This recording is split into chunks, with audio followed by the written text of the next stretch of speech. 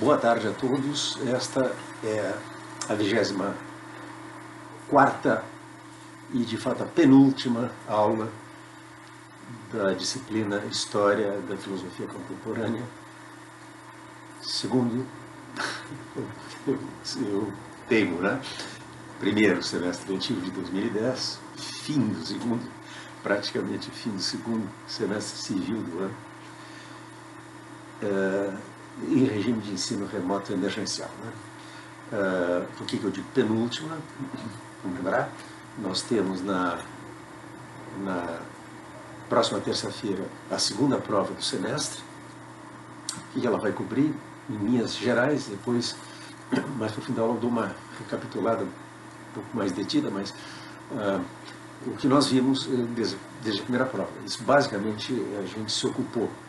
Tínhamos, no primeiro semestre, feito um percurso que passou por Frege, Russell, Wittgenstein e o Círculo de Viena, e iniciamos a segunda parte do semestre, examinando a crítica de Quine ao Círculo de Viena, uma crítica interna, como já tinha sido um desenvolvimento interno do Círculo de Viena, o colapso do projeto de uma lógica da confirmação, nós vimos, com os paradoxos da confirmação de Handel e de Goodman, o paradoxo dos corvos pretos e o paradoxo das esmeraldas verzuis, mas vimos que Quine monta um ataque que vai muito mais no coração do projeto ao impugnar a distinção entre juízos analíticos e sintéticos, entre proposições ou verdades analíticas e sintéticas. Isso é das duas ideias do Círculo de Viena que Quine ataca no clássico artigo 2 Dogmas do Empirismo. O segundo é o chamado dogma do reducionismo, é a ideia de que se pode especificar para cada proposição tomada isoladamente sob que condições ela é confirmada ou refutada pela experiência. Depois disso, vimos, esse é um triunfo de Quine, sem dúvida, marcou uma época na história da filosofia do século XX, chega até os nossos dias, o impacto da crítica à analicidade de Quine. A maioria dos filósofos hoje trabalha sem apelar para essa distinção. Como eu disse, tem alguns projetos que são, na minha avaliação, complicados, e eu não terminei de avaliá-los também, pessoalmente, de resgatar, pelo menos para disciplinas formais como a matemática, a lógica, alguma noção de analicidade. Mas, de um modo geral, Quine mostrou que, pelo menos da maneira como essa distinção foi concebida, de Kant até o Círculo de Viena, isso não funcionava. Bom, o passo seguinte foi abordar a distinção entre verdades necessárias e contingentes, que devia ser explicada em termos da distinção entre analítico e sintético. E Quine fez isso na forma de um ataque, como nós vimos, à lógica modal codificada, que havia sido desenvolvida por Ruth Barkan, mais tarde Ruth Barkan Marcus, na sua tese de doutorado. Um trabalho pioneiro, ninguém tinha feito isso. Como eu disse para vocês, meio século de lógica modal tinha transcorrido, quase, meio século não, mas quase 40 anos, desde que Clarence Irving Lewis divulgaram os primeiros sistemas de cálculo proposicional modal, que é o cálculo proposicional com os advérbios de modo, necessariamente, possivelmente, então um enriquecimento de vocabulário, e certas intuições incorporadas a esses diferentes sistemas sobre como esses operadores funcionam.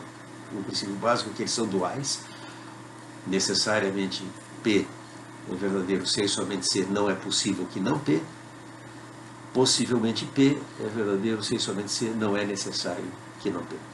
Tá? Isso não é particularmente problemático. Quine, porque rejeita a distinção analítico-sintético, também vê a fronteira entre o que é necessário e o que é contingente, o que é possível, meramente possível, e o que é necessário, com uma fronteira difusa. Por quê? Porque ela dependeria da distinção analítico-sintética. Ele aceitava a tese comum aos filósofos do Círculo de Viena, e que já provém de Wittgenstein, de que a distinção necessária e contingente devia ser explicada em termos da distinção entre uma verdade lógica e uma verdade empírica. Né? Isso está no coração do Tratado de Wittgenstein e está no coração da filosofia do Círculo de Viena.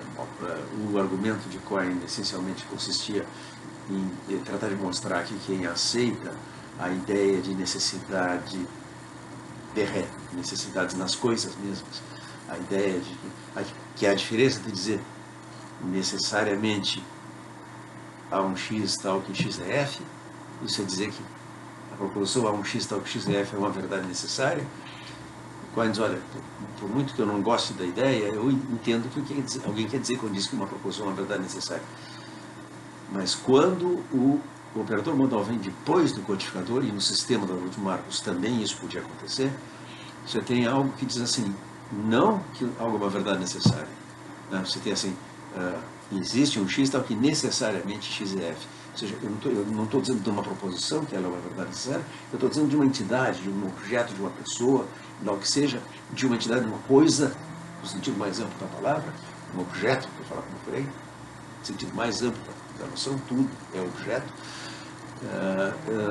que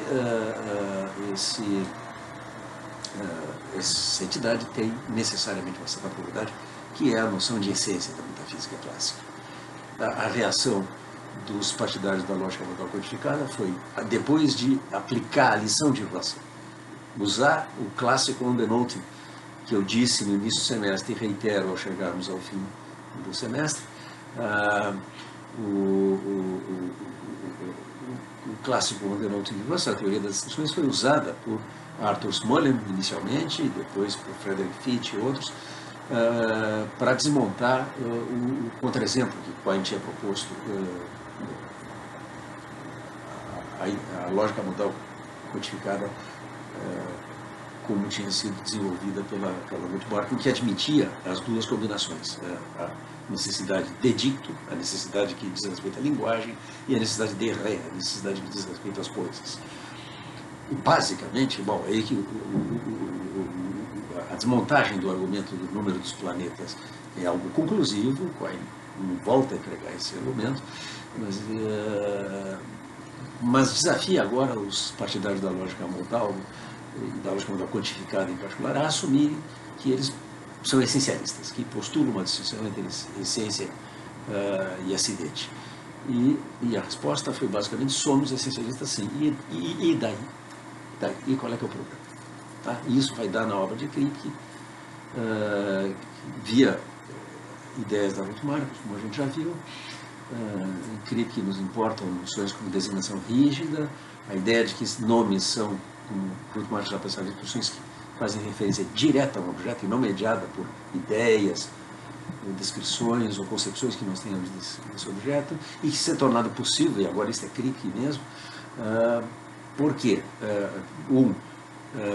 se os nomes são expressões diretamente referenciais, eles são o que Kripke chama de designadores rígidos, isso é, designam o que designam em qualquer situação em que esse objeto designado exista, independentemente do que nós sabemos ou pensamos acerca desses objetos. Portanto, damos um passo também para além, uma ruptura com o individualismo metodológico que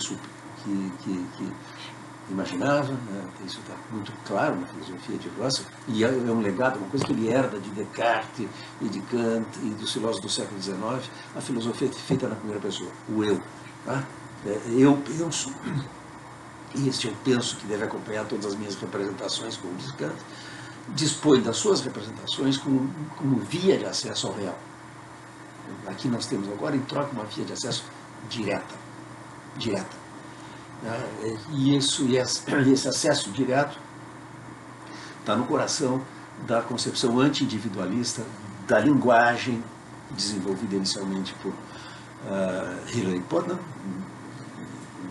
cujas ideias estão muito próximas das de Kripke, como ambos reconheceram, embora não tivessem desenvolvido juntos.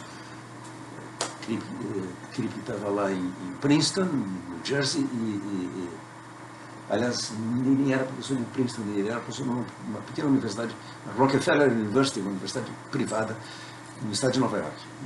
Portanto, estava lá em cima, em Boston, em Cambridge, Massachusetts, na verdade, ao lado de Boston, onde está a Universidade de Harvard. As ideias se desenvolveram paralelas, mas convergiram. Né, e convergem na concepção dos designadores de espécies como designadores rígidos. Isso é, essencialmente, designadores que designam, não dependendo do que está na cabeça de cada um dos usuários desses termos, mas do modo como a comunidade emprega esses termos e do ambiente em que esse sujeito se encontra, o ambiente natural e social. Que mundo é esse?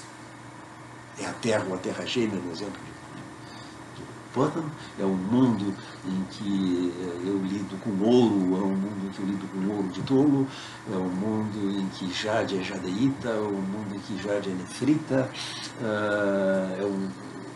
ou é um mundo em que a artrite, o exemplo de Tyler Birch, é uma inflamação das articulações, como no nosso mundo real e aquele mundo possível em que o termo artrite seria um conceito para designar todo tipo de inflamação reumatoide, seja das articulações, seja de quaisquer outros, seja de tecidos, como músculos e outros tecidos. Essa situação contrafactual, que é o equivalente da terra gêmea no experimento mental de Birch, é uma situação em que a crença que o sujeito formou, aquele paciente que pensava que estava com artrite na coxa, uma crença que é certamente falsa no mundo como ele é, no mundo como ele poderia ser uma crença verdadeira. Eu anunciei que o nosso último capítulo ia ser dedicado, então, a uma outra variedade de externalismo ou de individualismo que se desenvolveu paralelamente a essa história que eu vim contando na epistemologia, na teoria do conhecimento. Tá? E aqui, então, nós damos a partida para a nossa última aula expositiva do semestre. Nós vamos ter a prova, que vai ser nos mesmos moldes da anterior, na próxima terça-feira, dia 23. Na quinta-feira, dia 25, vocês vão receber a prova corrigida e eu vou dar a última aula mesmo, o meu sermão da montanha final, fazendo o balanço do semestre inteiro, na próxima quinta-feira, dia 25. Aqueles que porventura ficarem em recuperação terão prazo até o dia 13 de dezembro, 8 dias, portanto, a contar a partir do dia 25, para me mandarem um pequeno trabalho sobre algum dos tópicos que a gente viu no semestre. Eu vou fazer uma lista de tópicos para serem escolhidos. Vamos em frente. Reparo agora, e vocês podem ter notado talvez, se prestarem atenção, que lá no fundo se encontra aquela gata que tentou participar da aula anterior, passeando pela frente do meu monitor e travando uma luta, que felinos gostam de fazer isso, com o amiguinho dela, o outro gato siamês que eu tenho, que eu não sei onde é que anda nesse momento. Muito bem. O nosso tema hoje é a noção de conhecimento. É a aula que eu reservei. Nós vimos alguma coisa sobre as ideias epistemológicas de Russell, basicamente a distinção fundamental entre conhecimento por contato e conhecimento por descrição, mas não nos ocupamos de considerações mais gerais sobre a teoria do conhecimento por uma razão muito simples, porque os filósofos que nós vimos até agora, todos, aceitaram, não problemático, que conhecimento é aquilo que Platão, pela primeira vez, tratou de demonstrar que conhecimento era, a saber, um juízo, crença, opinião, essas palavras são sinônimos, né? Vamos usar a palavra juízo aqui, um juízo verdadeiro, e não apenas um juízo verdadeiro, não é qualquer juízo verdadeiro, mas um juízo verdadeiro justificado, ou uma crença verdadeira, uma opinião verdadeira justificada.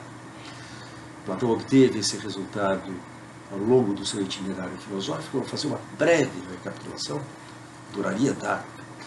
Já dei no passado cursos assim, de um semestre inteiro sobre, por exemplo, o diálogo teetético de Platão. Fazia isso em Teoria do Conhecimento 1, quando eu ministrava essa disciplina. eu hoje vou fazer uma menção muito rápida, porque Platão fez, nas suas incursões em epistemologia, a agenda da disciplina que nós chamamos teoria do conhecimento ou epistemologia. Os problemas da teoria do conhecimento ou epistemologia são essencialmente problemas que Platão detectou pela primeira vez. Qual é o percurso? O percurso consiste no seguinte: eu vou mostrar para vocês um percurso que tem um certo encadeamento lógico, e a imensa grandeza de Platão nos brinda coisas assim. Esse encadeamento lógico também é a sequência cronológica da investigação por Platão da noção de conhecimento. Nós vamos começar com um escrito de juventude de Platão. Eu vou só mencionar, não vou poder fazer análise de texto numa aula só. Depois nós vamos dar uma olhadinha do que o Platão intermediário, né, meio caminho da vida dele, por volta dos seus, lá, digamos, 40 anos, algo assim, fez. E, por fim, vamos ver o que o velho Platão fez. E o que é extraordinário é que há um desenvolvimento aí em que ele aprofunda progressivamente a reflexão sobre as condições do conhecimento e obtém uma definição que vai se tornar canônica, que é essa de que conhecimento é crença, juízo, opinião verdadeiro, acompanhado, porém, de justificação. E não é exagero dizer que a história da teoria do conhecimento de Platão, portanto, do século IV a.C., até exatamente o ano de 1963, foi uma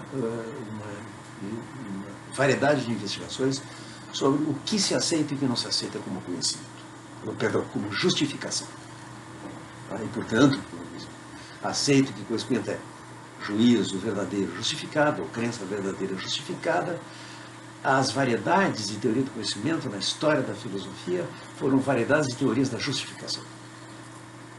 Por exemplo, a divergência fundamental entre racionalistas e empiristas no século XVII, né? Racionalistas, a turma de Descartes, Leibniz, Spinoza; do outro lado, os empiristas Locke, Berkeley e Hume, está em que o empirista busca como fundamento último de justificação a experiência, e a experiência que nos chega através dos 5 sentidos, o conhecimento empírico, e o racionalista busca como a justificação nas nossas capacidades racionais. Tá? A razão, todo projeto cartesiano é mostrar o que é possível conhecer com o uso da razão, e da razão desassistida pelos sentidos. Por isso Kant intitulou seu livro Crítica da Razão Pura. Tratava de saber o que a razão por si mesma pode e até onde ela consegue chegar. E a resposta de Kant é: vai longe, mas não tão longe quanto os racionalistas queriam, mas nem tão pouco quanto os empiristas pensavam. O que ninguém disputa é que conhecimento é crença, juízo, opinião verdadeiro, justificado. E esse é o resultado de Platão. E isto foi posto em xeque pelo filósofo norte-americano Edmund Gettier, num artigo de 2 páginas e meia, intitulado É o conhecimento crença verdadeira justificada? E nesse artigo ele dá 2 contra-exemplos apenas. São casos em que você tem alguém que tem uma crença verdadeira justificada e claramente não são casos de conhecimento. E abriu-se uma época na história da epistemologia, na história da teoria do conhecimento. Gettier era um gigante que contribuiu para a filosofia, protagonizou, deu origem, foi o ponto de partida da maior crise na história da epistemologia desde Platão, porque reabriu o inquérito sobre as condições do conhecimento no estágio em que Platão tinha deixado. Então vamos dar uma olhadinha no Platão. Primeira coisa que Platão faz se encontra em textos lá do começo do itinerário dele, alguns nem tão do começo, mas no Gorgias, por exemplo, Platão chama atenção para a distinção entre saber e crer, ou opinar, julgar. Tá? Não é a mesma coisa. Né? E conhecimento distingue-se de juízo. E a ideia é por quê? Porque é possível crer falsamente. Nós temos as nossas crenças, as nossas opiniões, os nossos juízos podem ser verdadeiros ou falsos. Mas não é possível saber falsamente. Tá? Não é possível dizer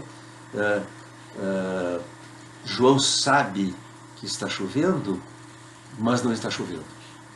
Mas ele não sabe, ele apenas acredita. Então a primeira coisa que Platão chama atenção é que saber implica a verdade. Para usar um termo técnico da filosofia da linguagem, da lógica contemporânea, o conceito de saber é um conceito factivo. O que quer dizer isso? Se eu sei que P, então P é um fato. Tá? Temos já, então, duas condições do conhecimento. Tá? Dado o princípio de que S, um sujeito qualquer, sabe que P implica P,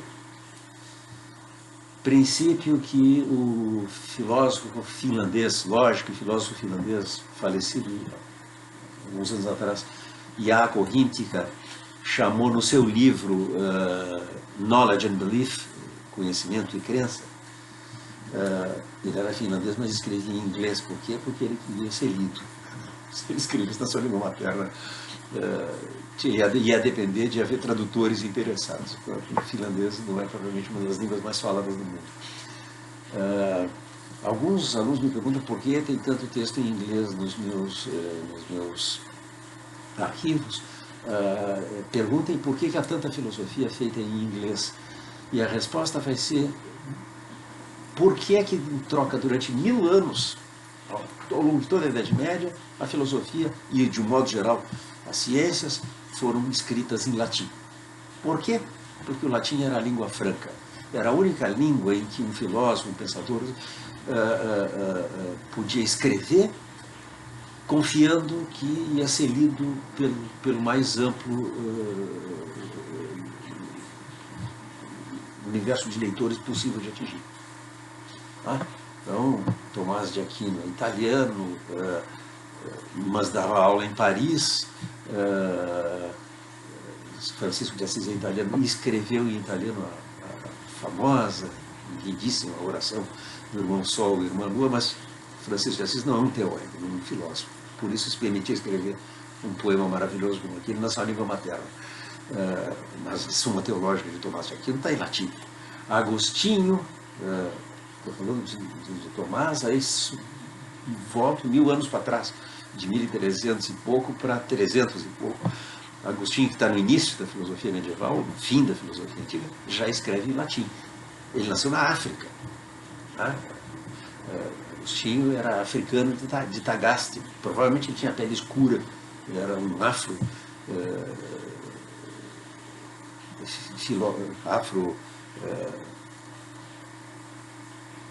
não sei que nacionalidade ele teve depois,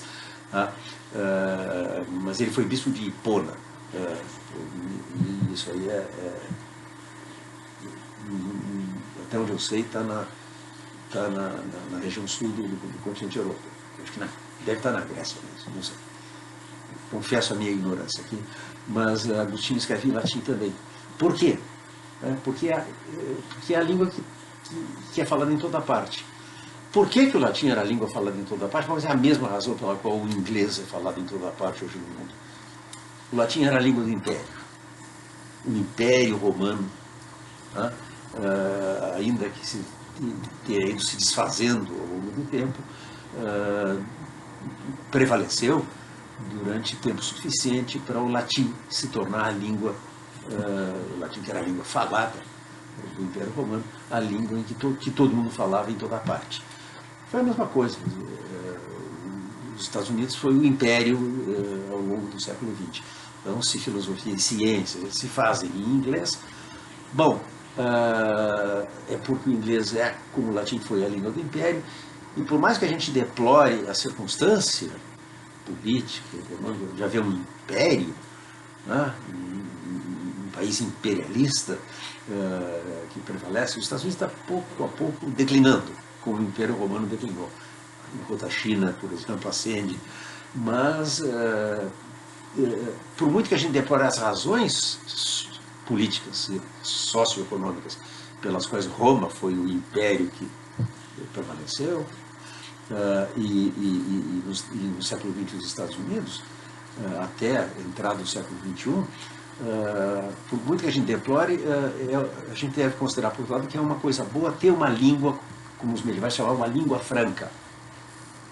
A língua que tem franquia universal. A língua que qualquer um pode falar.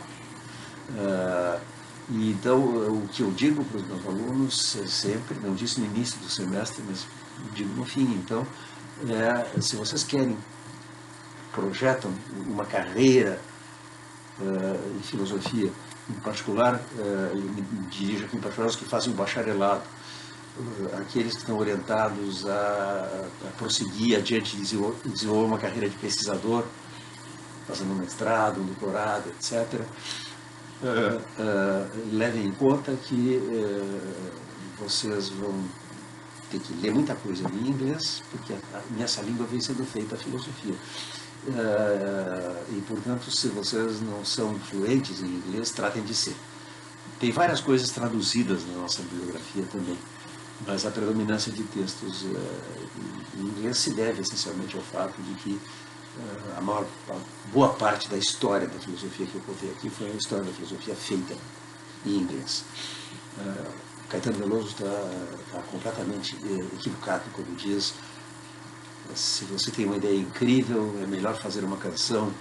Está provado que só é possível filosofar em alemão. Não. Houve uma época em que era isso mesmo.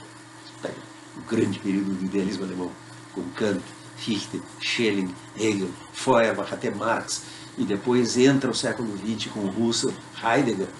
Sim, o alemão tem uma poucas. Mas hoje em dia, filósofos alemães escrevem em inglês. Tá? Por quê? Porque eles querem ser lidos em toda parte. Tá? E eu escrevi em inglês também. Faz muito tempo que eu, salvo ocasiões especiais, eu não escrevo em português. Por quê? Porque as pessoas que podem estar interessadas no que eu escrevo, que não são tantas assim, no Brasil, em Portugal, também leem inglês. Né? E se eu escrever em inglês em troca, eu não vou ser lido só por brasileiros, portugueses, e sabe-se lá, se angolanos, moçambicanos, as ex-colônias de Portugal, onde se fala português, inclusive com esses dois enclaves que são Goa, na Índia, e Macau, na China, fala-se português ali, mas muito pouca gente, cada vez menos. E em troca, em toda parte, fala-se inglês. Tá?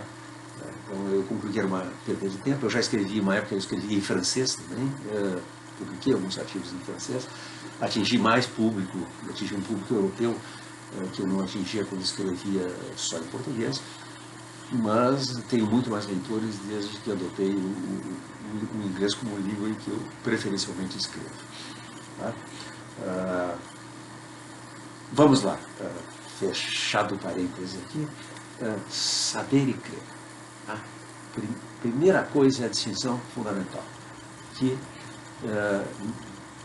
a primeira condição do conhecimento é que conhecimento implica verdade. Aquilo que Hintke chamou, falei de Hintke, do filósofo finlandês, e aí abri aquele parênteses grande.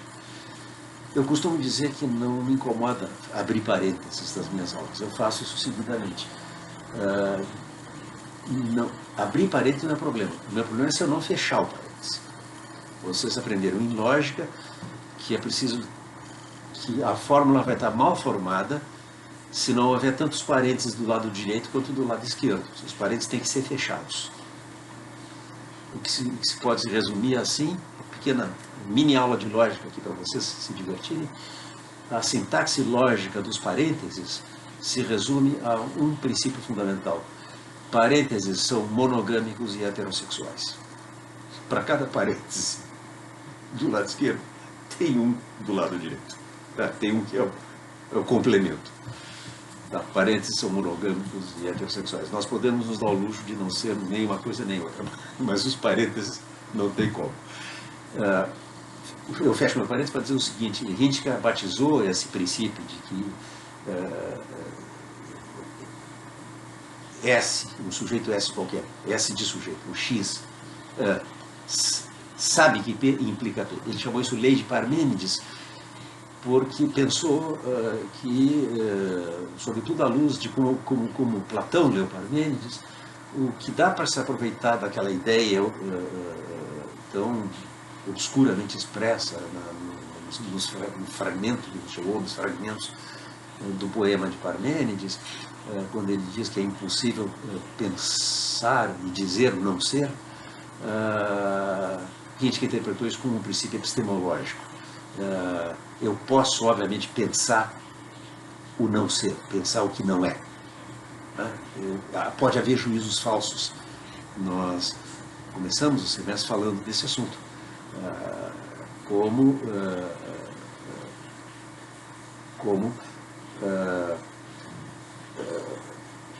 Platão dissolveu o pseudo-problema, foi uma ilustração de um problema para mostrar que existe uma historicidade dos problemas filosóficos, que é preciso levar a sério a ideia de fazer história da filosofia, como estamos fazendo nessa cadeira. Essa é uma cadeira de história. A história é uma disciplina auxiliar da filosofia. Não é propriamente uma cadeira filosófica no sentido de que nós não estamos nos detendo a analisar com o cuidado devido argumentos e problemas filosóficos. Nós estamos tendo uma notícia que deve servir como um panorama geral, que é para isso que serve uma cadeira de história da filosofia. Eu jamais me permitiria, a título da história da filosofia, passar um semestre inteiro falando das investigações filosóficas de Wittgenstein, como se isso fosse toda a história da filosofia contemporânea. Eu comecei lá no começo, em 1879, e nós chegamos na última aula em 2021. Hoje eu quero reprisar um pouco o itinerário de 63 até 2021, lembrando apenas o seguinte: a primeira etapa na investigação por Platão das condições do conhecimento é encontrar isso que Hintke chamou de lei de Parmênides, que o que dá para salvar da ideia de que não se pode pensar ou não ser é que não se pode conhecer o que não é. Não se pode conhecer falsamente. Pode-se julgar falsamente, e Platão custou, mas no fim do itinerário dele, lá no Diálogo Sofista, ele matou a cobra e mostrou o pau. Ele mostrou cabalmente porque é que aquilo que nós todos sabemos, que é possível para saber julgar falsamente, como isso é logicamente possível. Vocês conhecem a distinção, provavelmente, entre um filósofo e um cientista. O cientista pergunta se algo possível é real, e o filósofo pergunta se algo real é possível. Está aqui a diferença. Todo mundo se dá conta, e só os sofistas contestavam na antiguidade, mas com bons argumentos, hein? Não eram... Hoje em dia, sofista tem uma conotação pejorativa. Em parte, isso é devido à crítica de Platão, mas Platão fala com respeito dos sofistas.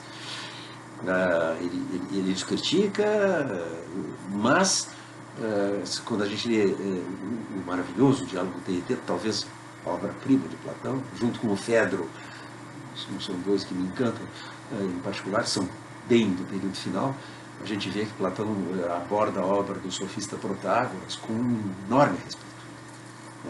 Ele leva muito a sério a tese protagoriana de que não há juízo falso, que é fundada na ideia da relatividade da verdade.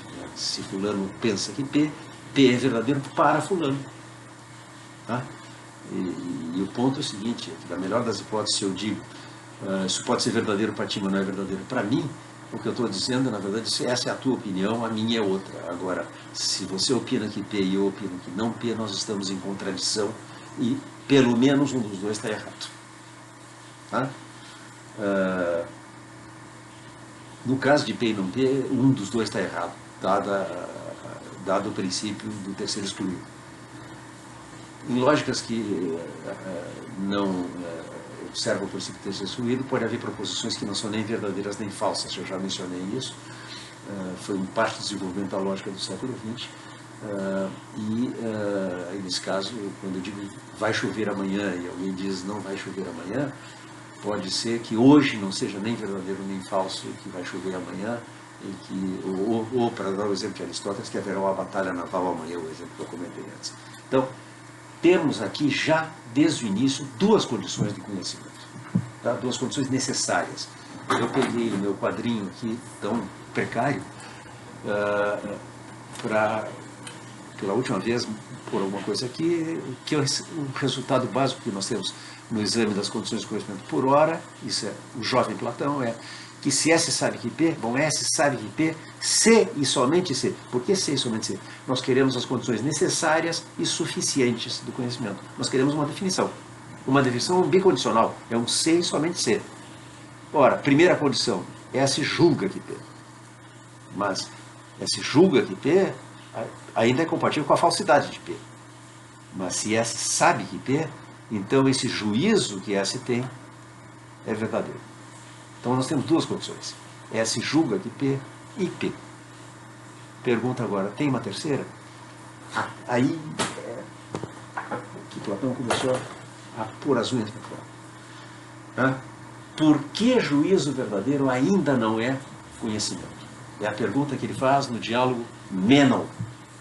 Eu falei do Gorgias, agora eu falo do Menon. Tá?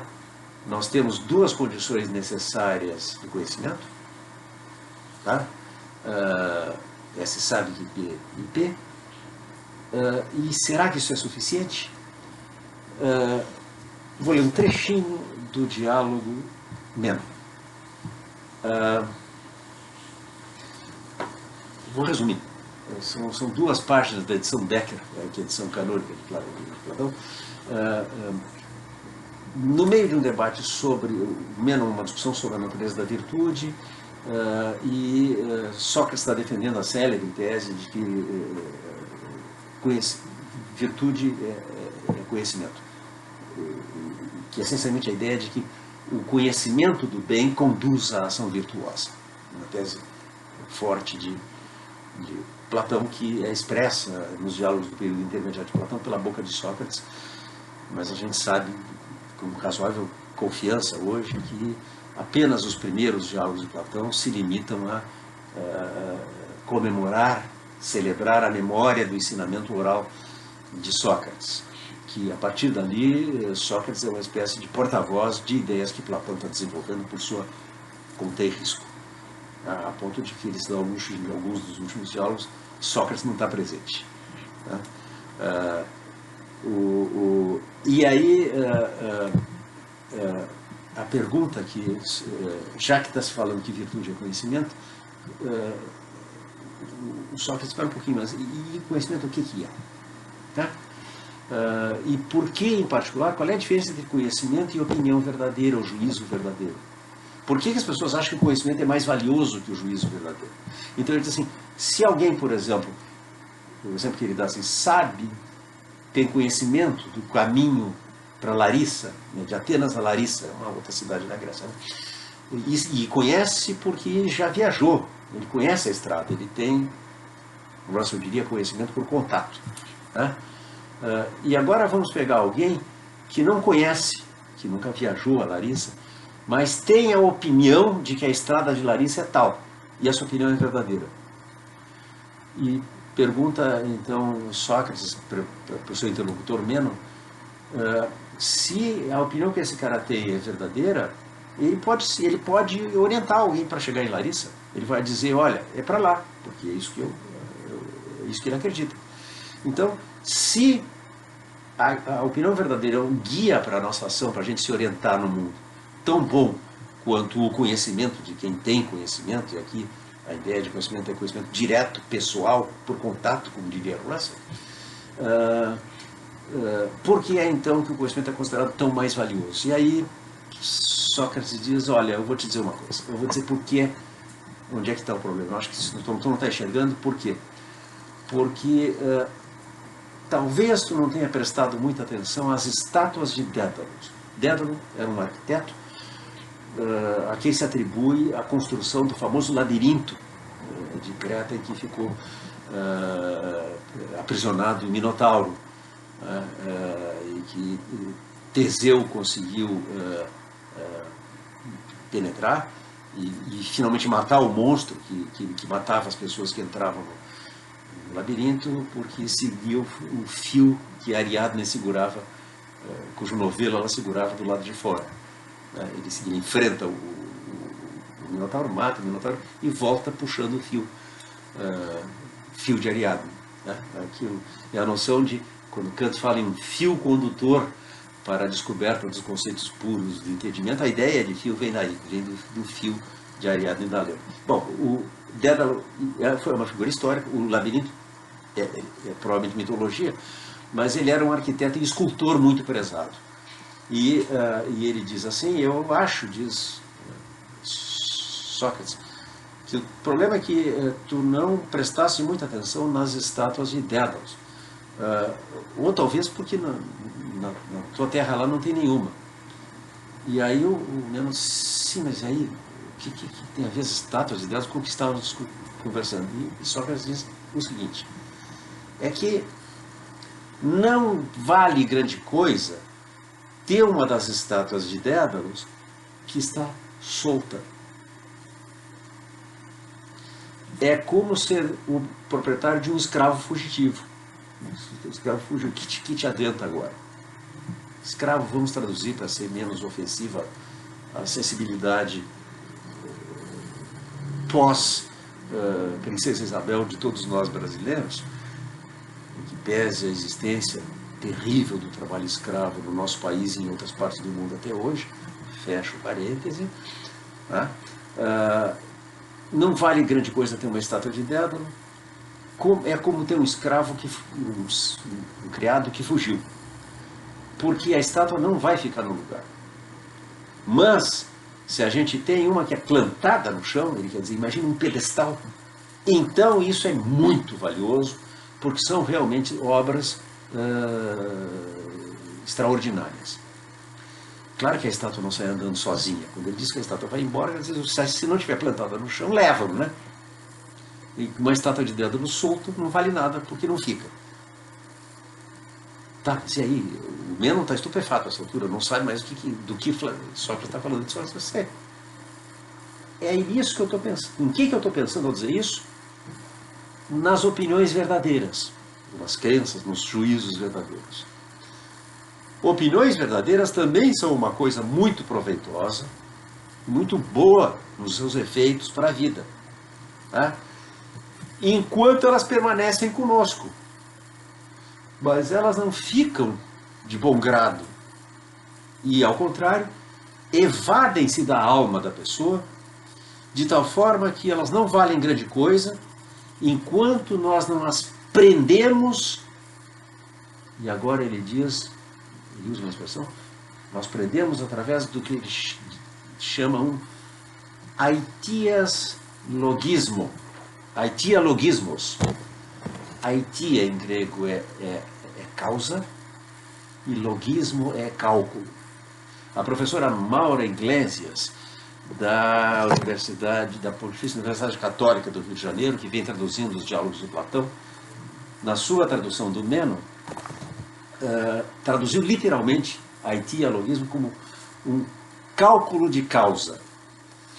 Mas essa tradução não é a mais transparente possível, porque nós tendemos a pensar a causa em termos da noção moderna de causa. Causa para nós é aquilo que Aristóteles chamou de causa eficiente, né? A causa da dilatação do corpo é o calor. Mas na filosofia antiga você não tem só essa noção de causa. Aristóteles falou em 4 causas: causa formal, causa material, causa eficiente e causa final. Tá? A ideia de causa na filosofia antiga é muito mais ampla do que a nossa e é basicamente assim, é aquilo que responde a pergunta por quê. O porquê de alguma coisa é a causa desta coisa. Tá? Por isso Aristóteles diz nos segundo os analíticos, no tratado de filosofia da ciência, de epistemologia, de teoria do conhecimento, ele diz que numa dedução correta, num silogismo válido, as premissas são causa da conclusão. Não são causa no sentido em que o aquecimento é causa da dilatação do corpo, tá? Mas são o porquê da conclusão. Então, o haitialogismos é um porquê da coisa. Tá? A professora Jane Day, cuja tradução eu estava usando, está nesse volume aqui, nós temos também na biblioteca, o Meno de Platão em Foco. Em Foco quer dizer que tem o diálogo Meno e depois tem vários artigos sobre. A Jane Day traduz por reasoning out the explanation, raciocinando a explicação. Tá? Qual é a ideia? Não basta você ter uma opinião verdadeira, você tem que ser capaz de responder por que você tem essa opinião. Tá?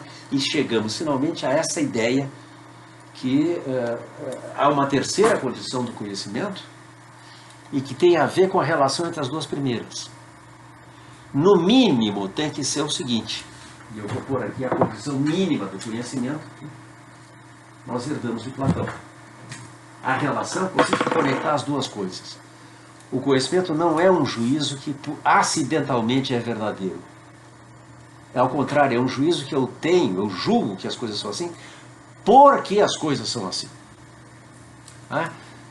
Um exemplo de Bertrand Russell, depois eu vou dar o do próprio Platão no diálogo TT. Tem muito, o do Russell é muito facilmente, muito acessível, muito simples.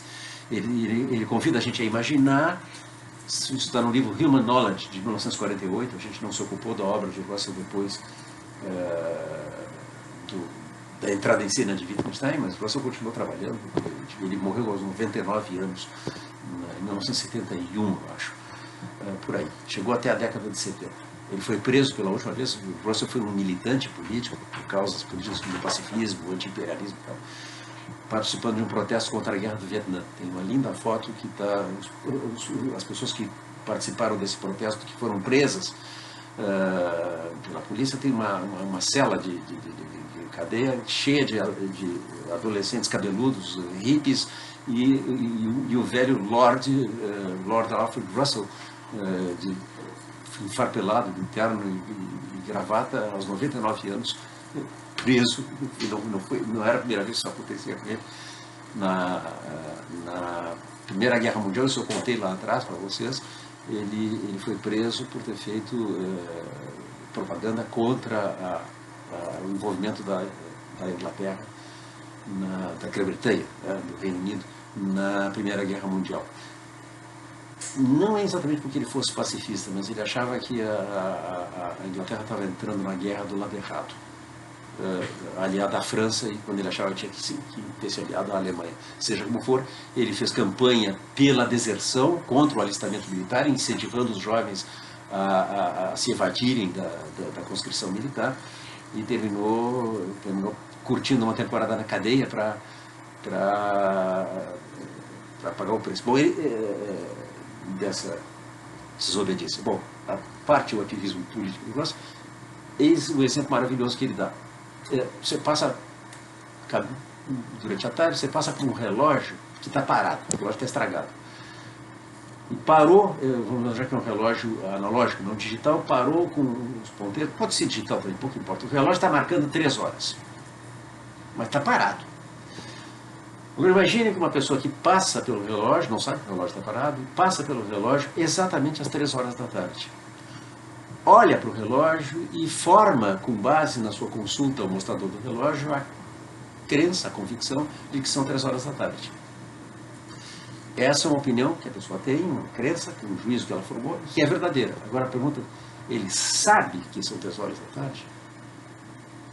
E a ideia que remonta já, está lá no Platão, como nós vamos ver, está no Teeteto, não no Meno, mas mais adiante lá no Teeteto, no fim, um livro escrito pelo velho Platão, 70 anos ou mais, é que o conhecimento é um juízo que é não acidentalmente verdadeiro. A noção de conhecimento exclui a sorte epistêmica, a sorte cognitiva. Tá? O sujeito que forma a crença de que são 3 horas da tarde, tendo consultado um relógio parado, tem uma opinião verdadeira, mas ele não tem essa opinião porque ela é verdadeira. E a gente percebe isso facilmente. Esse sujeito acreditaria que são 3 horas da tarde, ainda que fosse 15 para as 3 ou 13h15. Tá? Ou até mais tarde ou mais cedo ainda, dependendo de como o clima perturbasse a possibilidade de tentar confirmar a opinião pela altura do Sol. A altura do Sol é uma expressão geocêntrica, mas a gente usa, né? A gente usa a expressão nascer do Sol tantos séculos depois de Copérnico. Para ver como ideias novas, revoluções científicas custam a penetrar no senso comum. O exemplo do teteto que vocês possivelmente terão estudado, talvez o professor Gerson, não sei quem mais tem dado teoria do conhecimento 1, Lia Levi, é o exemplo que Platão dá ali, é de um júri, é um tribunal do júri em Atenas. A maior parte dos feitos eu não saberia dizer para você se todos, mas em todo caso feitos criminais, que dizem respeito ao direito penal, portanto, eram, como até hoje é em muitos lugares, inclusive no Brasil, matérias a serem julgadas por um júri. O júri de Atenas não era 11 jurados, eram cerca de 500 pessoas. Era formado essencialmente pela elite dos cidadãos de Atenas que votavam o veredito. E Sócrates, como porta-voz de Platão no diálogo, nos convida a imaginar uma situação em que você tem um fato sendo julgado. Ele imagina um cara que foi vítima de uma quadrilha de assaltantes numa estrada. Esse é o exemplo de Platão. E trata-se de saber como é que os fatos ocorreram. Tá? Testemunhas são chamadas para depor, etc, etc. Mas diz Sócrates, com a típica ironia com que ele é representado nos diálogos de Platão, ele diz assim: eu acho que vocês não prestaram muita atenção que existe uma profissão, uma categoria profissional inteira que é a prova mais completa de que conhecimento não é simplesmente juízo verdadeiro. Qual é essa categoria? É a daqueles que nós hoje chamaríamos advogados. Não existia essa profissão em Atenas. As pessoas, quando iam ao tribunal, falavam em causa própria para se defender ou para acusar, ou contratavam os serviços de um orador. Era o equivalente ao nosso advogado dos dias de hoje, eram os oradores, que eram basicamente os professores de retórica, e nisso, em particular, se distinguiram os grandes sofistas, que eram pagos para falar em nome da pessoa, representá-la. Bom, então ele imagina o seguinte: houve esse acontecimento, houve um crime, alguém foi assaltado, roubado, talvez assassinado por bandidos numa estrada, e assim, todavia o orador que discursou foi tão convincente que todo mundo, digamos que o que aconteceu foi que a pessoa foi roubada de não sei quantos dracmas era a moeda, né? E isso é de fato o que aconteceu. Mas, naturalmente, as versões do acusado e do acusador não coincidirão. Digamos agora que o advogado do acusado, que realmente foi roubado, é particularmente eloquente. Convence todo mundo, a maioria, e os jurados formam uma opinião verdadeira acerca do quê? Acerca, diz Platão, de algo que só uma testemunha ocular poderia realmente conhecer. E ele diz assim: ou vocês pensam que naquele tempinho que dura que nós chamamos hoje de sustentação oral, naquele tempo em que corre a areia da clepsidra, ou a água do relógio de água, que é o tempo que o orador tem para falar, alguém consegue realmente transmitir saber E a ideia assim, de o júri ficam convencidos de uma versão dos fatos que é verdadeira, mas por que é que esse juízo verdadeiro não é conhecimento? Porque faltou ancorar o juízo na verdade. Faltou a terceira condição, que emerge no diálogo TT, para saber que conhecimento é juízo verdadeiro, mas não acidentalmente verdadeiro. A terceira condição vai ser no mínimo o seguinte. Temos 1, 2 e 3 vai ser o seguinte, ó. 1 porque 2. Ou seja, eu creio que são 3 horas da tarde porque são 3 horas da tarde. Eu creio que o cara foi roubado de seus dracmas porque isso realmente aconteceu. E aí ele pergunta, vocês acham que um sujeito que tem, sei lá quanto tempo tinha, digamos que tivesse meia hora, 1 hora para falar. Você acha que em 1 hora ele transmitiria o conhecimento que só poderia ter realmente quem foi testemunha ocular e quem teve todo o tempo de assimilar os fatos? Vocês acham que nesse pouco tempo e numa versão de segunda mão alguém pode adquirir conhecimento? Intuitivamente nós pensamos que não, e é por quê? Porque o juízo verdadeiro dos jurados no júri do Platão é um juízo acidentalmente verdadeiro. E a parte final do diálogo teto, então, fecha a agenda da epistemologia. Conhecimento é juízo verdadeiro, mas o quê? Qual é a ideia que emerge? A ideia de um logos, de uma razão, já tínhamos visto no diálogo Menon, de um porquê. Aquilo que a Maura Iglesias traduziu por cálculo de causa. Você responde o porquê. Isso é a ideia de justificação. Então, a definição canônica de conhecimento de Platão em diante foi: conhecimento é juízo, ou crença, ou opinião verdadeiro, justificado. Toda a questão é o que é justificação. Já sabemos que olhar para relógios parados não é justificação.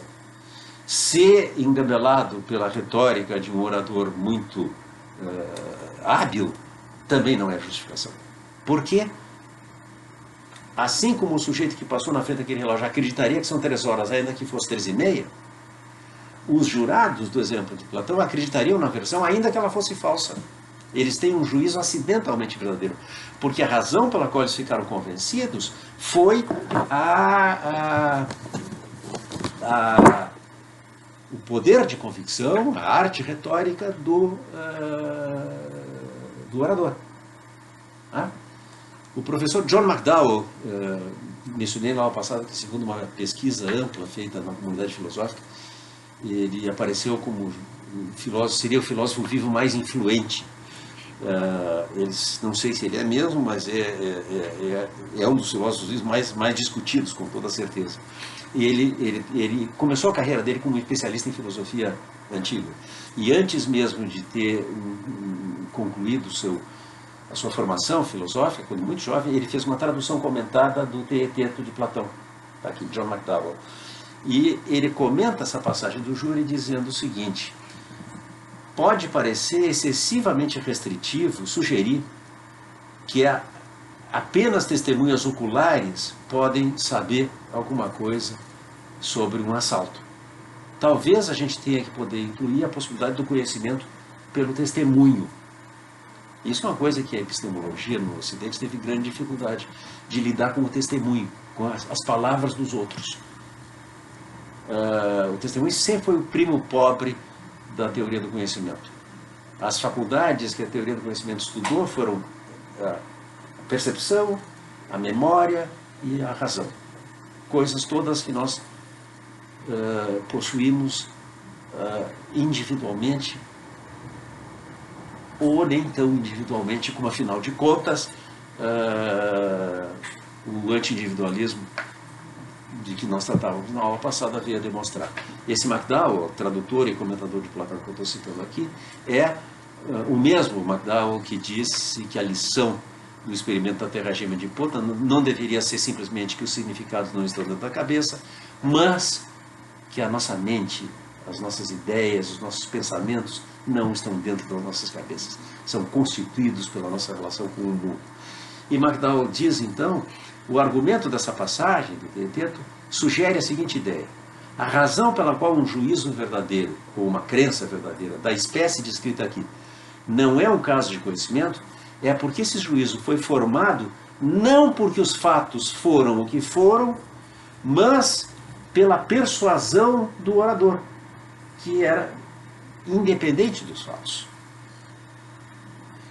Isto sugere que o próximo passo a elaborar seria que a ideia que é requerida de um juízo ou de uma crença, para além da verdade, se deve ser considerado um caso de conhecimento, é que nós cheguemos até esse juízo porque os fatos o tornam verdadeiro. Uma tal ideia explicaria a rejeição implícita na passagem do conhecimento por ouvir dizer.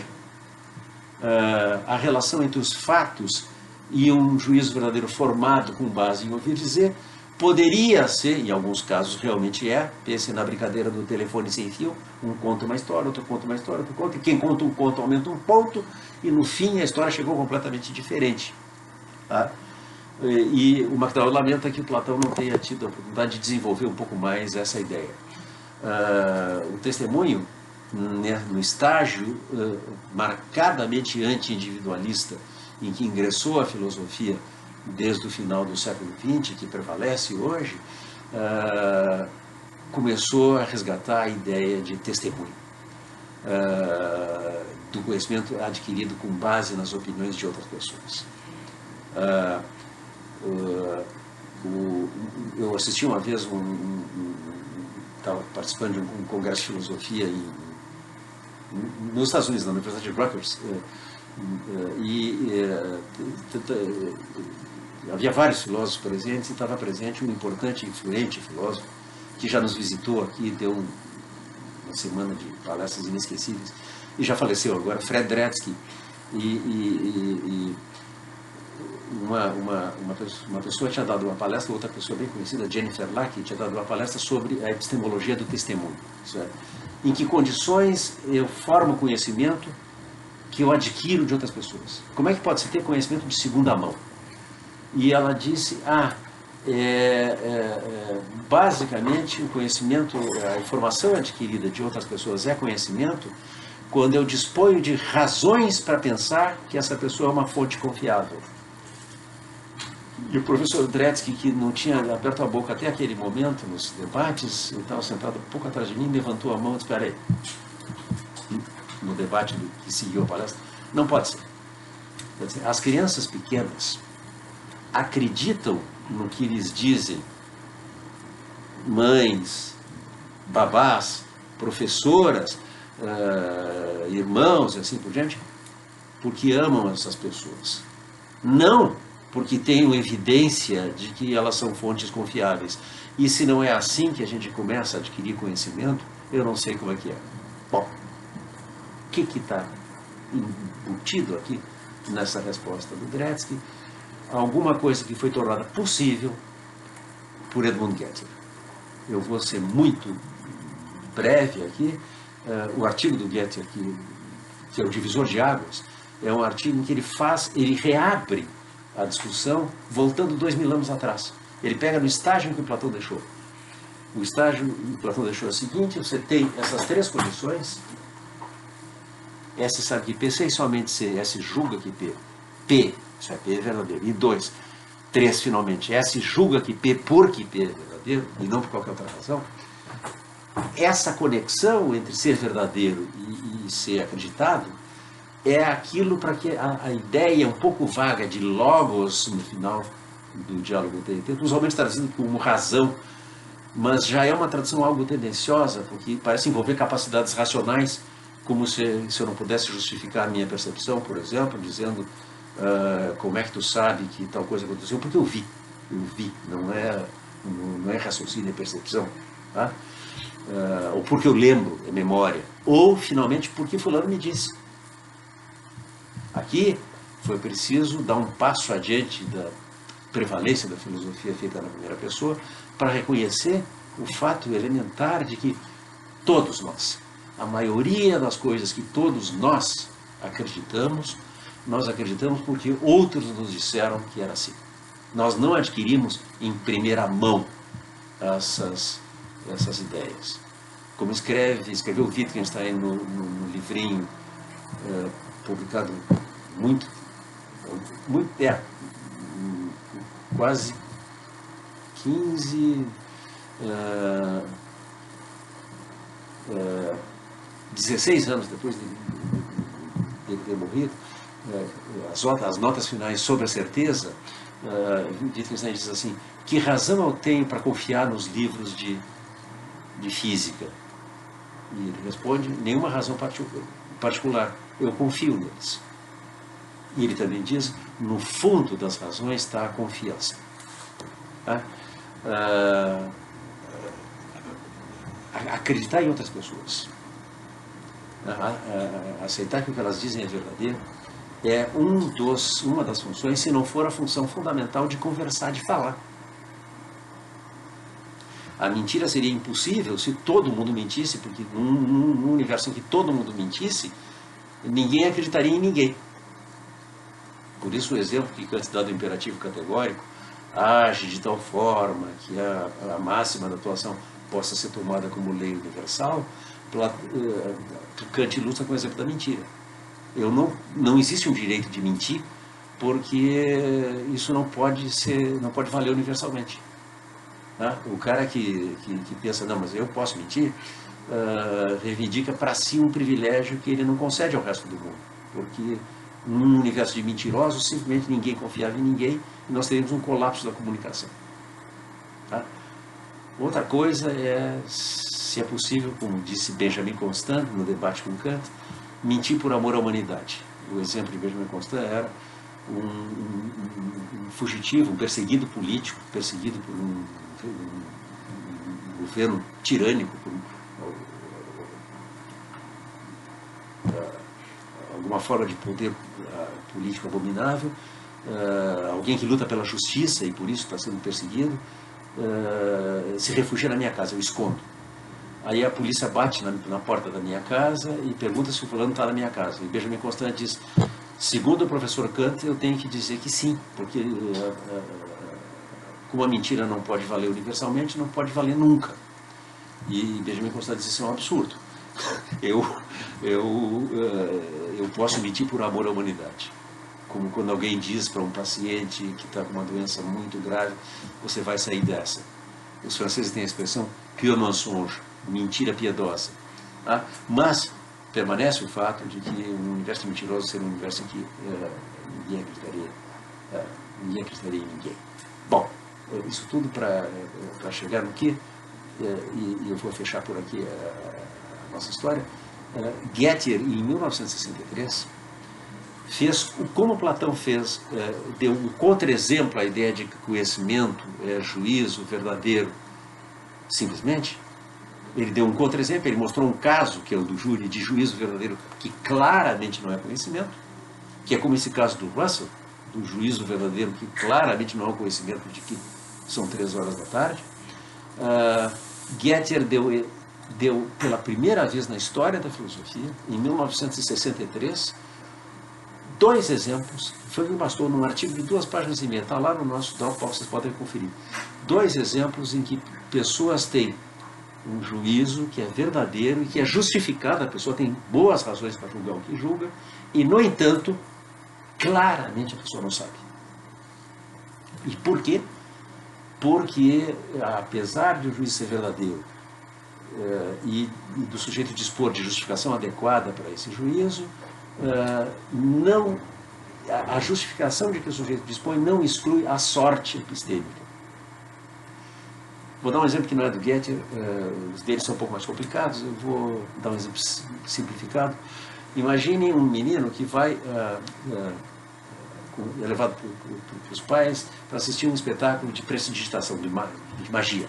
Tá? Um mágico pratica vários números. Aí tem aquele clássico, famoso número de magia, em que o mágico fecha uma pessoa, normalmente é uma mulher, numa urna e serra ao meio.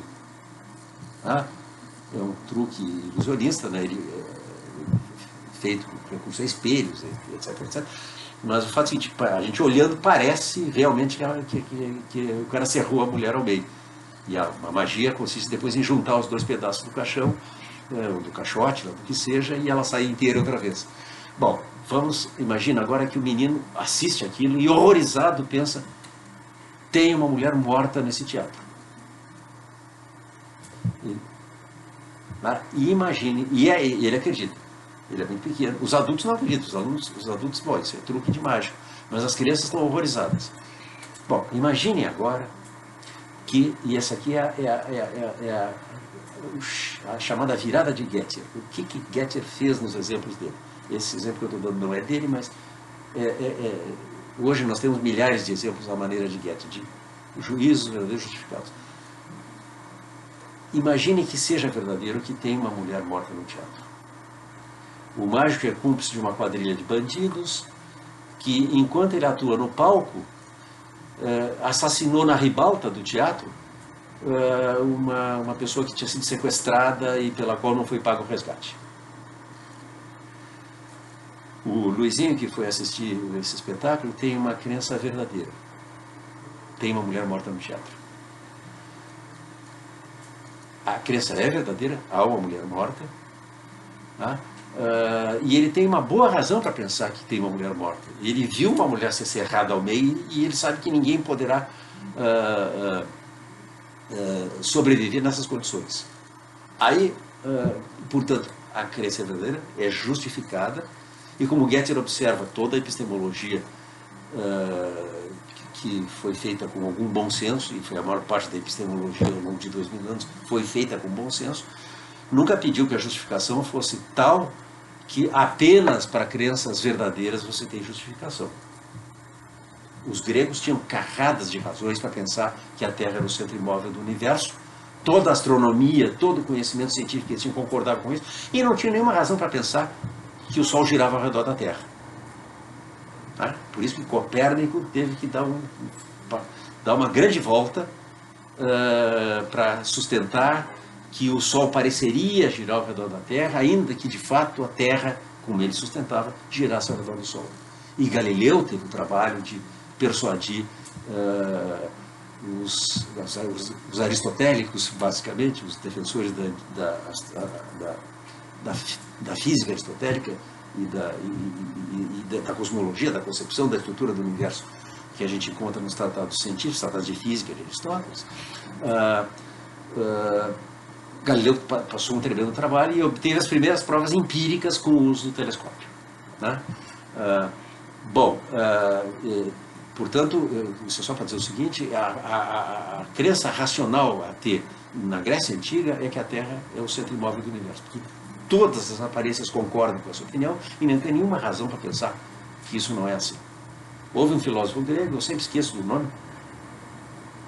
pode ter sido Arquitas de Tarento, pode ter sido outro, não importa. Teve um camarada, chegou a nós um fragmento de um filósofo antigo, dos menos conhecidos, que especulava, exatamente, ele atinou com essa ideia, assim, se o Sol girasse ao redor da Terra, a aparência que a gente ia ter é a mesma.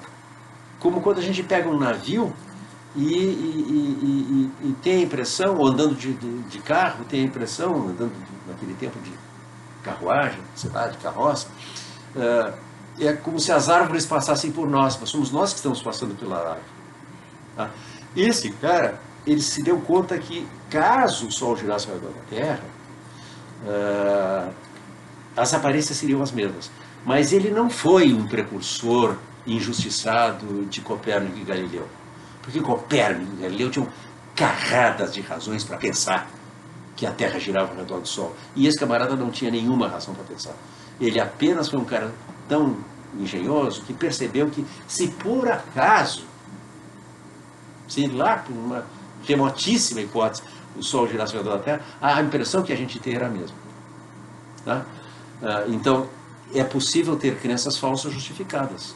A história da ciência está cheia disso. Por que teorias científicas se sucedem? Porque o que foi boa razão para acreditar que as coisas funcionavam de tal maneira, num certo tempo, num certo outro não eram mais.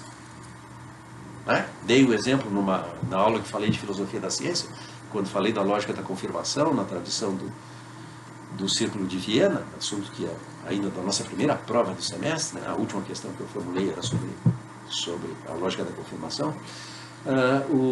Eu dei o exemplo da hipótese de que Einstein formula de que a luz está submetida aos efeitos da gravitação universal. Ora, até Einstein, ninguém teve nenhuma boa razão para pensar que a luz tinha peso. Isso simplesmente, ainda hoje nos parece, mais de 100 anos depois da publicação, 1905 foi um grande ano para a filosofia e para a física, porque em 1905 Russell publicou On the Note e Einstein publicou a eletrodinâmica dos corpos em movimento, que apresenta pela primeira vez a teoria da relatividade. E até hoje, para nós, é difícil, por senso comum, assimilar algumas das ideias. A física que a gente aprende no colégio, a física que os estudantes de engenharia aprendem, ainda é a física newtoniana, porque é muito mais simples e porque, para grandezas de quantidade, perdão, para coisas de grandeza intermédia, como nós, as nossas casas, as nossas máquinas, etc., etc., os cálculos feitos usando a mecânica newtoniana têm uma margem de erro desprezível, de muitas casas depois da vírgula por cento. Agora, quando chega na grande escala, que é a escala do cosmos, do universo, Newton não funciona. A lei da gravitação relativística é muito mais complicada do que matéria, pré-matéria na razão direta das massas e na razão inversa dos quadrados das distâncias. Mas isso funciona para quantidades intermediárias. Para quantidades muito pequenas também, que é a física das partículas elementares, também não funciona a mecânica newtoniana. Diga-se passagem que também ali não é a teoria da relatividade que funciona, é a mecânica quântica. São dois paradigmas de pesquisa científica que, 100 anos depois, nós não conseguimos ainda juntar numa teoria só, uma teoria unificada. Aquilo que os físicos chamam a teoria de tudo, Theory of Everything. Há um livro do Steven Weinberg, grande físico que ganhou o Prêmio Nobel de Física, intitulado Sonhos de uma Teoria Final, em que ele passa em revista as tentativas de unificar a teoria da relatividade e a mecânica quântica. Fecha o parênteses, voltamos ao exemplo. Então, Gettier lembra que eu posso ter justificação, boas razões para ter uma crença que é falsa. E é o caso do Joãozinho, da história que eu contei. Mas vocês vão me dizer, espera um pouquinho. Ele acredita que tem uma mulher morta no teatro, o que ele deduz logicamente do fato de que ele viu será aquela mulher, mas aquela mulher não está morta. Portanto, ele derivou a crença de que tem uma mulher morta no teatro, que é verdadeira, da crença falsa de que esta mulher está morta. E aí uma reação para os exemplos de Gettier, eu dei um, ele deu dois lá no artigo dele, foi dizer, não, o conhecimento é uma crença verdadeira justificada que não é derivada de uma crença falsa. E logo se mostrou, o interessante é que o Gettier largou a bomba e nunca mais. Não se conhece nenhuma outra publicação dele. Nunca ouvi falar. Eu tenho um amigo que uma vez estava na universidade onde ele, até hoje, eu acho que ele vive ainda, é professor, e caminhando pelo corredor viu, tinha os nomes dos professores nas portas das salas, tinha lá Edmund Gettier, e esse meu amigo disse, puxa, então existe mesmo. O cara que escreveu aquele artigo que implodiu a ideia de que conhecimento é crença verdadeira justificada. Atenção, não era uma solução para exemplos como esse do Joãozinho aqui. Os outros exemplos do Gettier vocês podem ler no artigo dele, que está lá em inglês e que vocês encontram se usarem o Google em português, na tradução, se não me engano, do professor Desidério Murcho, professor português da Universidade Federal de Ouro Preto. Porque imagine uma variante da situação. Imagine que não teve nenhuma crença falsa. Os bandidos tiveram a desfaçatez de cometer o crime deles na cara de todo mundo, usando o mágico, que é cúmplice deles, de tal forma que Todos os adultos que pensam que isso é apenas um número de magia têm uma crença falsa. E as crianças, a começar pelo Joãozinho, que pensam, meu Deus, tem uma mulher morta aqui dentro desse teatro, tem uma crença verdadeira que não é derivada de uma crença falsa. É derivada da crença casualmente verdadeira de que o mágico está matando na cara de todo mundo. O grande escritor, o inventor da novela policial, do romance policial e das histórias de terror, Edgar Allan Poe, escreveu um conto intitulado A Carta Roubada, em que um detetive investiga o desaparecimento de uma carta, que no fim resulta que esteve o tempo todo à vista, na cara de todo mundo, tão na cara que as pessoas não enxergavam. Às vezes certas coisas são tão óbvias, estão tão na cara da gente, que a gente não se dá conta delas.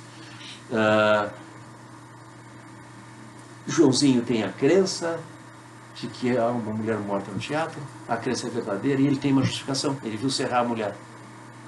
E ele não derivou a crença, há uma mulher morta no teatro, da crença falsa, esta mulher está morta. A crença, essa mulher está morta, é verdadeira. As crianças têm crença verdadeira justificada, com uma boa justificação aqui, os adultos não têm.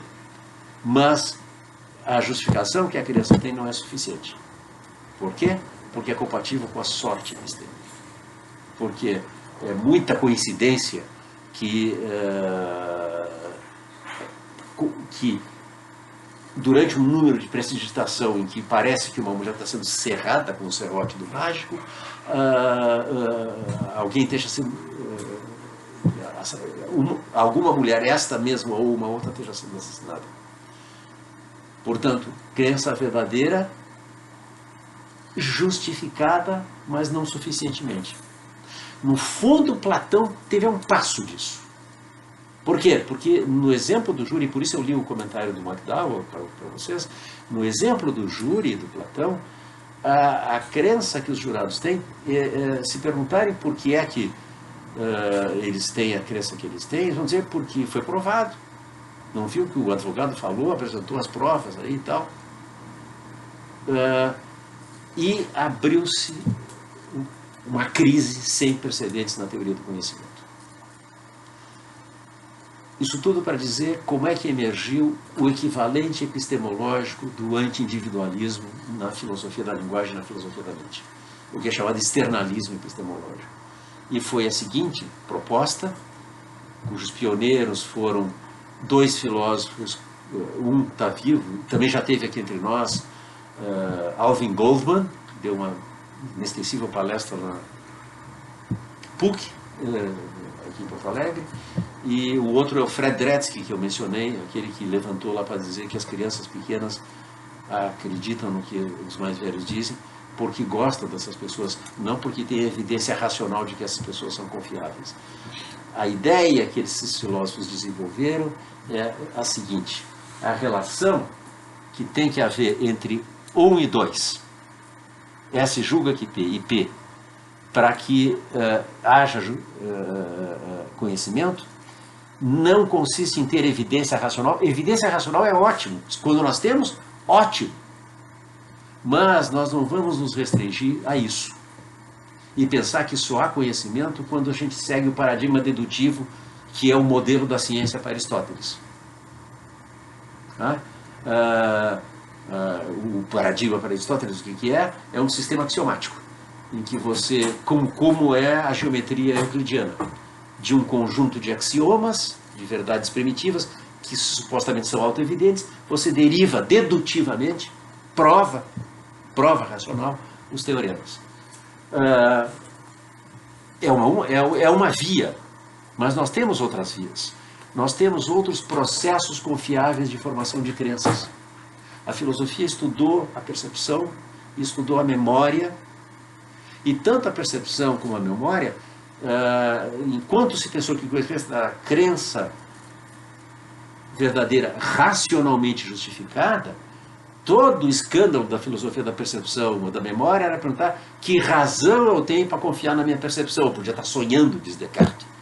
Que razão eu tenho para confiar na minha memória? Eu podia estar esquecido, eu podia já estar com Alzheimer às alturas dos acontecimentos. Tantas coisas podiam acontecer. Né? Parece que a única espécie de garantia que a gente tem é a prova dedutiva, porque nessa Você tem um argumento válido, se as premissas são verdadeiras, a conclusão vai ser verdadeira e fim de conversa. Tá? Não é que só haja argumentos válidos quando as premissas são verdadeiras, o argumento pode ser válido tendo premissas falsas, mas o que importa é que a conclusão se siga das premissas, isso é, que sendo as premissas verdadeiras, a conclusão seja falsa. Isso é evidência racional. Tá? E é, como eu dizia na aula passada, a última trincheira do individualismo. A ideia de que a nossa racionalidade, essa pelo menos, está inteiramente dentro da cabeça. A ideia que surgiu como alternativa é conhecida como confiabilismo. E foi a reação da maior parte dos filósofos que escreveram sobre o chamado problema de Gettier. De lá para cá. Isso se tornou uma coisa gradualmente prevalecente. E é chamado externalismo porque são circunstâncias externas à consciência do agente que respondem pelo fato da crença dele ser verdadeira. A ideia é simplesmente, e Alvin Goldman foi o primeiro a formulá-la assim, em 1967, 4 anos depois do artigo de Gettier, que é de 63, Goldman diz que nós precisamos da noção de uma crença verdadeira que é formada através de um processo confiável.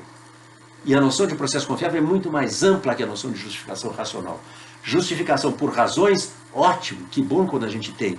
Tá? Mas nós temos outros processos confiáveis de aquisição de crenças. Nós temos a percepção, nós temos a memória, nós temos o testemunho de outras pessoas, e isso permite, vejam como amplia o horizonte. Quando a gente rompe com o individualismo. As condições que tornam confiável a crença de uma pessoa podem não estar contidas dentro da cabeça da pessoa. Como razões são, em princípio, acessíveis. Se eu pergunto por que razão você acredita nisso, e você me diz, não, eu acredito por isso, porque você pode estar me dando boas ou más razões, mas está dando razões. Agora, se eu pergunto por que razão você acredita nisso, e você fica de boca aberta, e não sabe dizer nada, você não tem uma razão. Razões não são, eu não tenho uma razão como eu posso ter um cálculo no rim e não sentir, ou uma cárie num dente que eu não sinto. Eu posso ter uma cárie num dente, ou um cálculo renal e não saber que tenho, mas ter razões é incompatível com não saber que se tem razões. Está respondida uma pergunta que Platão fez, voltamos a Platão para fechar o ciclo, num dos primeiríssimos diálogos dele, o diálogo Carmides, para o qual ele nunca deu resposta. Ele perguntou se saber implica saber que se sabe. E a resposta, se nós somos internalistas, se achamos que a justificação deve estar dentro das nossas cabeças, é que sim. É impossível que alguém saiba e não saiba que sabe. Por quê? Porque saber é ter crença verdadeira, racional. E se o sujeito não conhece as razões que ele tem, é porque ele não tem razões. Ele pode ter causas. A causa de eu estar dando uma aula mais comprida pode ser porque eu tomei muito café hoje. Mas isso não é uma razão para dar uma aula mais comprida. A razão que eu tenho para dar uma aula mais comprida hoje é para fechar o programa do semestre. Tá? Com isso nós chegamos a uma concepção ampliada de conhecimento, que nos permite, coisa que a filosofia não fez durante 2000 anos, atribuir conhecimento a criaturas que não são criaturas racionais, porque não são ainda capazes de dar e de pedir razões. Animais não humanos e crianças muito pequenas. Dretske, lá no debate que eu assisti, deu o exemplo da criança muito pequena. Ela não acredita porque ela tem evidência racional de que a mãe é confiável, ela ama essa pessoa e confia, portanto. Tá? O cão sabe onde está a tigela de comida dele. Sabe sim. Por quê? Porque a crença que o cão tem de que a tigela está em tal lugar é uma crença que rastreia a verdade. Exatamente satisfaz essa condição aqui. O cão pensa que a tigela está lá, e é porque está lá que ele pensa que está lá. Agora, que faculdade o cachorro usou para isso? Ele raciocinou Provavelmente não. A maioria de nós diria que ele usou duas capacidades que os animais têm. Aliás, os cães, uma delas tem muito mais do que nós, que é o olfato, né? Eles têm um olfato fantástico comparado com o pobre olfato humano, como tem uma audição fantástica comparada com a nossa limitada capacidade de audição, e depois, coitados, sofrem aquele horror que é a noite de Ano Novo, com os foguetes estourando. Todo mundo que tem cachorro ou gato sabe que tristeza é para esses bichos o suplício a que são submetidos, mas eles não, esse animal, com uma criança muito pequena, não é capaz de dar razões para o que pensa. Mas não importa, empregou um processo confiável. A percepção é um processo confiável. A memória é um processo confiável de formação de crenças. As palavras de outras pessoas são um processo confiável de formação de crenças. A noção é muito mais ampla. Há muitos filósofos que continuam defendendo uma concepção internalista de conhecimento. Portanto, a ideia de que conhecimento é crença verdadeira acompanhada de justificação racional. Mas a novidade que Gettier tornou possível, ao reabrir o inquérito no estágio em que estava lá no Platão, foi notar que eu posso ter crença verdadeira, e está justificado a ter a crença, mas essa justificação não é boa. Não porque a crença seja baseada em ouvir dizer, mas porque naquelas circunstâncias, ouvir dizer não é um processo confiável de formação de crenças. Porque o representante da parte do processo, o dever dele, o dever do advogado, é dar a versão que favoreça o seu cliente. Os leigos, seguidamente, se perguntam, os mais jovens também, se não é imoral o advogado do criminoso sustentar a tese de que o criminoso não cometeu aquele crime. Se existe um dever moral, é o dever do cliente de dizer ao seu advogado a verdade. Agora, o dever do advogado é lutar pela versão mais favorável ao seu cliente. Não vou entrar em questões de ética e filosofia política. Está fundado no princípio do respeito à liberdade individual e à proteção da liberdade individual, que haja defesas contra o poder punitivo do Estado. Tá? Portanto, o advogado do criminoso não é mais indecente do que o acusador, em princípio e em tese. Essas questões são questões para os meus colegas que se ocupam de filosofia do direito. Alfredo Storck, Nicolai Steffens, Vladimir Barreto Lisboa, Paulo MacDonald, os dois últimos, Vladimir e MacDonald, lecionam só na pós-graduação, vocês provavelmente ainda não os conhecem, se não de alguma palestra ocasional, porque eles são professores na graduação na Faculdade de Direito e na pós-graduação na filosofia. Bom, era aqui que eu queria chegar. Nós chegamos a uma época em que os horizontes da cognição humana se ampliaram enormemente pela incorporação da ideia fundamental de que nós somos criaturas que estão imersas no mundo e que as circunstâncias em que nós estamos nesse mundo que tornam os significados das nossas palavras o que elas significam, Putnam, que tornam os conteúdos dos nossos pensamentos os conteúdos que são, Burge, McDowell, e que tornam as crenças verdadeiras que nós temos conhecimento. O cara que passou na frente do relógio parado não tem conhecimento, porque consultar um relógio parado não é um relógio parado não é uma fonte confiável de informação. Não precisa de uma justificação dedutiva, puramente racional. Tá? Nós confiamos. E talvez a coisa mais bonita nessa história toda, e eu vou terminar por aqui, é a reabilitação do testemunho. A ideia de que nós não apenas não devemos desconfiar sistematicamente, é patológico desconfiar o tempo todo dos outros.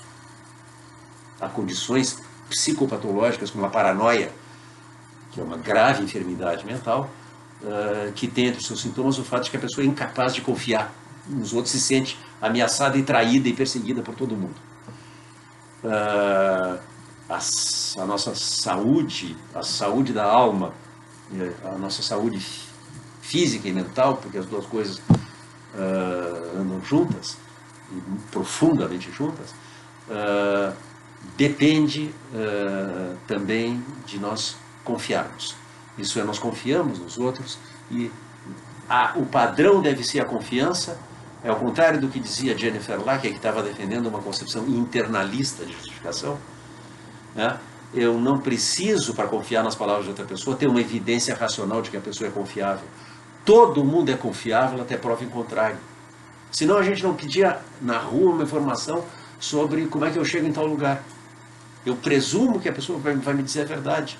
E a maior parte das pessoas diz a verdade. Descartes disse que a coisa mais bem partilhada desse mundo era o bom senso, porque ninguém deseja ter mais bom senso do que já tem, e Descartes está sendo irônico e sarcástico quando diz isso.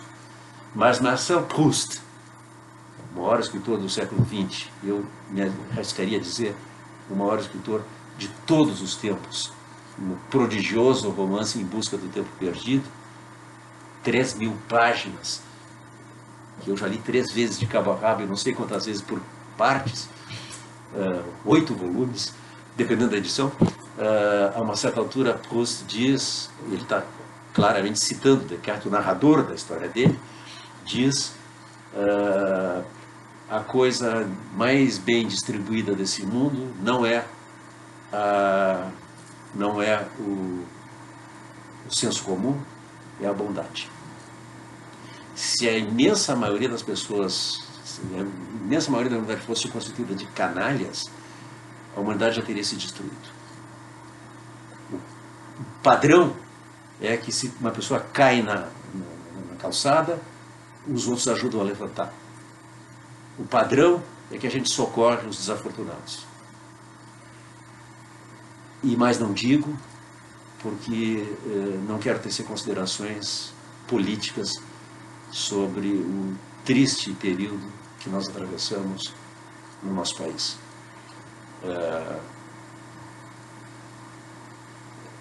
A mesa, o computador do professor não são palanque de propaganda política. Para bom entendedor, meia palavra, basta. E até a prova de quinta-feira. Quem tiver dúvidas, me escreva. Eu estou aqui para responder. Aplico a prova no mesmo formato da anterior, uma a 1h30 e uma outra prova às 6h30. Não é obrigatório que quem está matriculado na turma A faça a prova da 1h30, nem que quem está matriculado na turma B faça a prova das 6h30. Eu vou lançar as notas nas planilhas correspondentes a cada uma das turmas. E vou fazer um grande esforço, mas vou cumprir. As provas que vocês fizerem na terça-feira, nem que eu não faça mais nada na minha vida na quarta que não corrigir prova, vocês vão ter corrigidas na quinta-feira. E aí eu vou dar a aula final do semestre. Eu vou explicar as questões da prova e tirar uma espécie de grande lição conclusiva. Isso na quinta-feira, dia 25. Tá? E recuperação para quem precisar até o dia 3. Mas isso eu vou mandar e-mails lembrando. Terei mais tempo, vai demorar mais tempo para subir para o YouTube, por razões outras. Eu comecei mais tarde do que o normal a gravar essa aula hoje. Vou terminar de fazê-la subir para o YouTube mais tarde do que o normal. Provavelmente a maioria de vocês só vai ver isso aqui amanhã, na sexta-feira. Mas tem o fim de semana e até a segunda-feira para repassar a matéria e se prepararem então para a prova. Tá? O material está todo no YouTube e no Dropbox. Até lá, boa sorte na prova e desde logo bom fim de semana para todos e todas e todes.